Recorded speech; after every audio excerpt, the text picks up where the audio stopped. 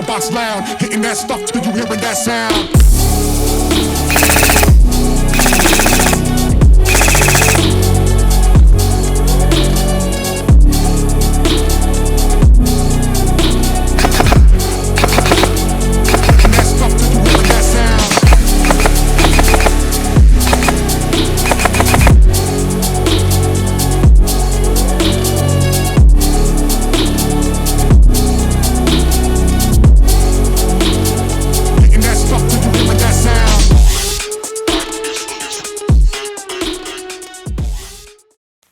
Welcome back to the channel.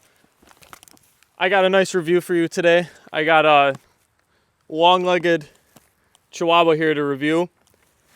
Not really, but today I got a Chihuahua looking type MCX here. I got a Rattler build that I made not too long ago.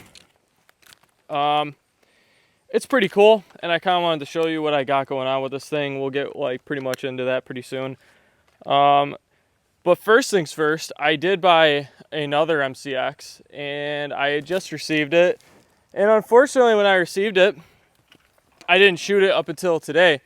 And then I came to find out that, once again, because I suck and my luck is amazing, E-Bike sent me generously a broken MCX. The dust cover was bent when I received it. Amazing. And then I had done a few other things to it because I said, oh, who cares? It's just a dust cover. I won't shoot it until I make this video, right? Amazing idea. Next time I won't do that. The gun internals don't work at all. The motor is kind of shot on it and everything else. I'm just going to send it back at this point. I don't know if I'll be receiving another one or not. I really don't know if I want to receive another one.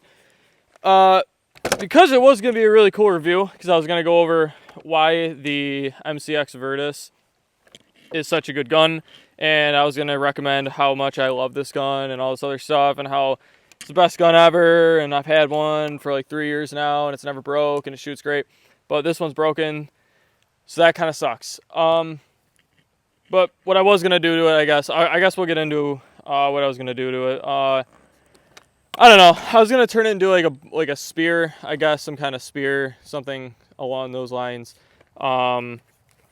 That's why I had this stock for it, and then I was going to change out the handguard and then the pistol grip as well. We're going to do like a bunch of stuff to this thing, throw a bunch of internals in, maybe like a gate tighten that's just on the Rattler, but probably not with that one. Maybe we'll get another one and try that another day. So for now, get that out of the way. Trash.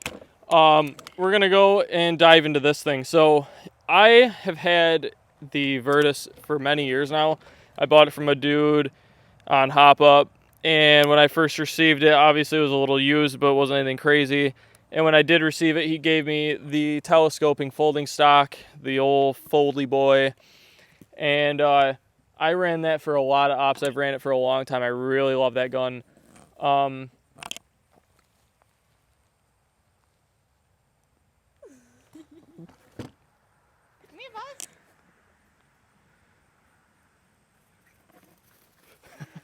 Okay. Come here, guys. Going back into it. So, like I was saying about the Virtus, I've had it for a long time. I've used it in quite a bit of ops that I've gone to. I've used it for open play a lot.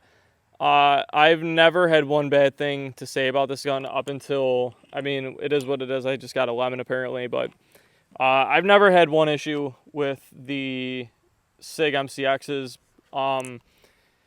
These things are by far the best gun I've ever used, at least for electronically. It outperforms a lot of other guns that are out there. I've seen a lot of people who have them. The HPA and stuff, but I don't like HPA. But again, if you're going to get something like this, there's no need to HPA, in my opinion, because you're paying for, I guess, the looks at that point. But the internals in this in the Avalon gearbox is so crispy and so nice that you almost cannot go wrong with just upgrading everything on the inside. I ended up throwing a gate tighten in this thing, and I forgot what else. There's not really much done to this thing. It's also flat hop too. I got it flat hopped, and then I threw a gate tighten, and this thing just outshoots everything. Even with the length of it, we ended up having to cut down the actual upper receiver of this. So it's too hard to take this thing off. This thing is kind of a mess. I'm never going to touch this thing really. I just don't feel like taking it all apart. But basically, obviously, pop this pin out. Handguard usually comes off. This one's it's just too hard. But we had to cut the upper receiver right up there. We actually had to make a cut because it's so on the Virtus it goes longer than that. So in order to get the aftermarket handguard that's made by Airsoft Artisans onto there, you have to do all that. It's kind of a pain in the ass. I mean, if you do it, then you're not really going back from it because you're cutting off the actual, upper receiver of this gun. So that was one thing. That's why I kind of bought another one because I was like, it's so cool that I'd like to have two of them, but not today. So the other thing I did was I really wanted a honey badger, but I can't get a $1,000. I can't justify the $1,000 purchase for the QMWS kit for it, and I said, no, I'm not doing all that. So instead, I made this pretty much into like, an aftermarket honey badger type thing. Please come off. There we go. So instead, I bought the Q, I think it's the Trash Panda suppressor.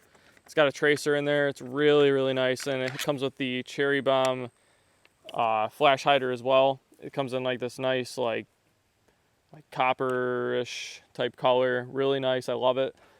This screws right on, obviously. I had trouble doing that.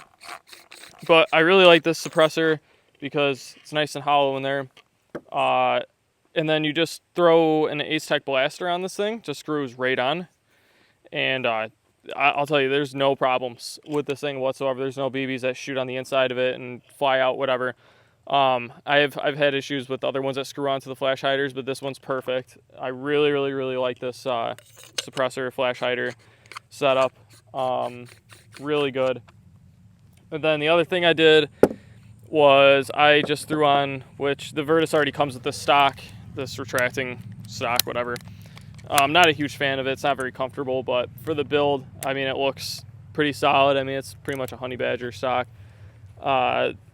It's not bad. I'd rather put the other stock on. I really like that one a lot better, but I mean, it really turns into a small boy.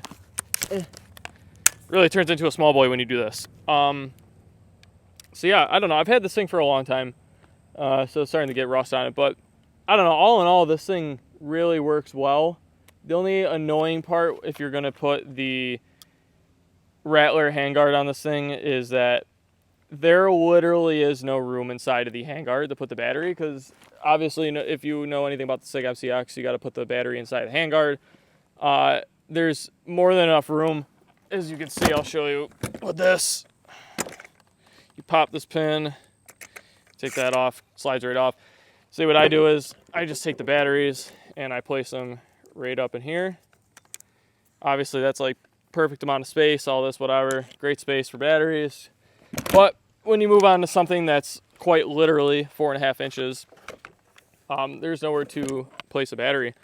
As you can see, it's practically the same size, but if you look down, it's not plugged in, battery's not plugged in. We'll look down the barrel of this. As you can see, there is literally no room to put a battery inside of that handguard. So you kind of got to just do what I did, and you go on Amazon and you buy a fake pack and you throw the battery inside the fake pack because you don't got another choice. So basically that's what we did with that. It's not bad. And then, I mean, this thing rips for how small it is, I will say. I mean, it's still, I would say it literally outshoots the majority of the other guns. Like, I mean, this Avalon, I can't talk more good about it, is the Avalon gearbox is just so reliable, and it outshoots so many base stock guns that I just, if any other time I buy another AEG, it's going to have to be an Avalon, because I've never bought anything that outperforms the Avalon. So there's that. We can go into shooting it a little bit, and then I'll have to use a different battery because I don't ever come prepared, and I didn't charge this battery, so that one's also dead as well. So we'll just put a battery on the side of it. All right, so now that we pretty much just Ranger banded a battery to the side of this because I'm stupid and I never come prepared and I did not charge this one. It's the same battery that's in there, whatever. We're just gonna shoot this. It's an 11-1 LiPo. I'm gonna be shooting 3 2s out of this, and I'll just show you how snappy the sound of this gun is when you shoot it. This thing is pretty loud, obviously, for how small it is, so it's gonna be a little louder than most guns, but it's really nice. I mean, you'll see.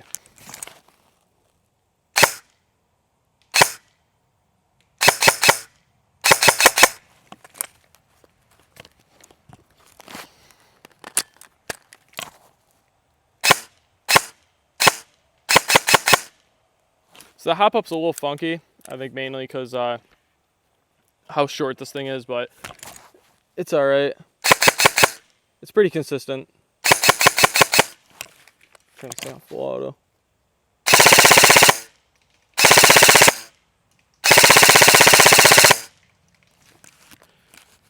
So again, this thing is a little beast. It gets pretty decent range. I think I'd have to adjust the hop a little bit more, and I really just don't feel like doing all that. But again, this thing really, really, really is so nice to shoot, especially when you're using it on the field. It's just a little bit quieter with the with this trash panda on it.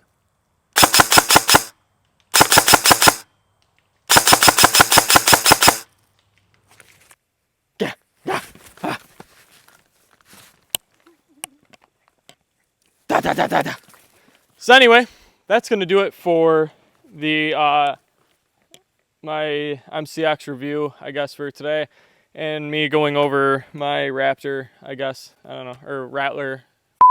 So anyway, this is my Rattler. That was supposed to be my MCX. It's dead. I'm gonna send it back. E-Vike, sponsor me or do something. I want a new I want a new gun. I'm sick of this.